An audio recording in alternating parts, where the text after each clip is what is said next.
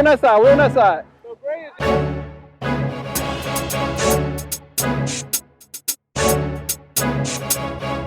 Don't worry about it. Don't worry about it. But just wrap up. Hey, first down. Let's make this stop. I'm glad I finally got the opportunity to sit down with you and we do this exclusive interview. First question I wanted to ask you, man, what inspired you to become a middle school football coach? Well, I always wanted to, I like working with young kids. When I was in the military, I was stationed out in Fort Bragg, and my wife was the team director for the Boys and Girls Club of Sanford. And, I always went up there and volunteered, so I got used to working with kids. And for my love of sports, we moved to Georgia, and one of the coaches on the high school said, hey, would you mind coaching middle school for me? So I just started coaching middle school. How do you instill important life lessons and values in your young athletes through football? Well, I always tell them to try to, you got to be disciplined.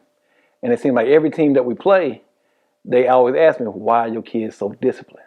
I said, I put it in them from the start, because if you're not disciplined in the football field, you won't be disciplined in the classroom. So I always tell them, classroom comes first. Football is second.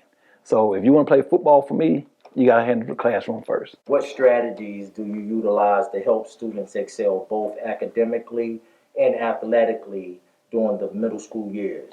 Well, I always tell them, if they want to go to college and play football or play any sport, first thing the scouts go look at, they can see that you're talented, but then they go look at your grades and see how good you are in class, because when you get to college, it's what football is like another class, because you got to study the plays and everything.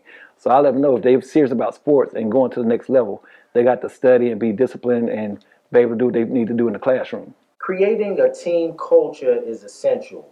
How do you ensure every player feels valued and motivated to improve? Well, I always tell the kids from day one, no position is locked. I told them, I don't care what grade you are, you can be 7th grade, 8th grade. The best player is on the field. If one of the players is not starting, and then they start hustling, doing what they're supposed to do, and that person that's the starter is start slacking off and ain't doing what they're supposed to do, that person standing behind them about to jump in front of them. Because in that way, they stay motivated, like, hey, if I keep doing what I'm doing, I'm going to be starting instead of so-and-so. So I can go ahead and jump up, take their position, and keep playing. So they keep them motivated and keep them wanting to work hard so they can get on the field. What challenges have you encountered in coaching middle school football, and how have you overcome them? First, when I took over, is always with the parents. Always with the parents. I always thought, like, after you finish playing rec ball, there is no definitely getting playing time on the field. And that's what I had to start telling the parents. I said, the reason why the kids get on the field, if they work hard. I can't have them get on the field and they're not paying attention in practice and not doing what they're supposed to do. And they end up getting another kid hurt because they're not doing their job and they want to learn their job. So once I started putting it into the parents, they started, following behind me and agreeing me of my coaching strategies. For parents, what role can they play in supporting their children's involvement in middle school football? Their role can be just help them out. If it's their child want to come out and it's their first time playing, get somebody to work with them. Or say, hey, coach, I got a son coming out or a daughter coming out. Can you work with them and help them out or show them what they need to do? Because me and my coaching staff, we're always open to help somebody out and get them better. Could you share a memorable success story or moment from your coaching career that illustrates the impact of middle school football on young athletes? Shoot, it's a lot, because right now the seniors at Northwest High School, that was my first team as the head coach, and just to see them do good academically, and for them to keep on pushing the things they do, and some still playing the positions that we placed them at, man, it's a thrill. Like on senior night, I did share some tears. Cause I'm like, those my guys, those the guys I had for my first team. It's overwhelming. It's real good just to see people do better.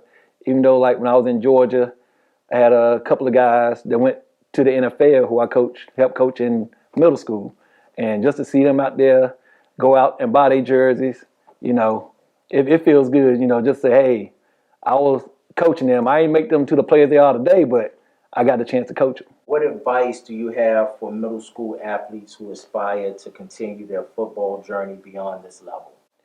School first. Make sure you're doing what you're supposed to do in the classroom. If you're not doing what you're supposed to do in the classroom, you ain't gonna be able to do it on the field. You're not gonna be able to go to the college you want to go to. That's why I put into them today on my team. If you ain't doing what you're supposed to do in the classroom, you won't be on my field. You will sit there on the side, or you'll pay your $3 to sit in the stands and watch your friends play. that's what that's what I tell them every day.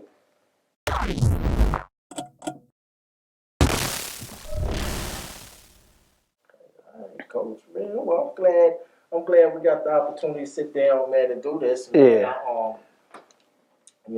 I'm excited about the rest of this season. I'm going undefeated all the way. Let's keep that going, man. You're doing a great job with these kids, man. I appreciate it. Just hope they can listen and put out everything, leave everything on the field, and just pay attention and play team ball. Absolutely. Because I always tell them, one person can't win you the game. It's a team effort.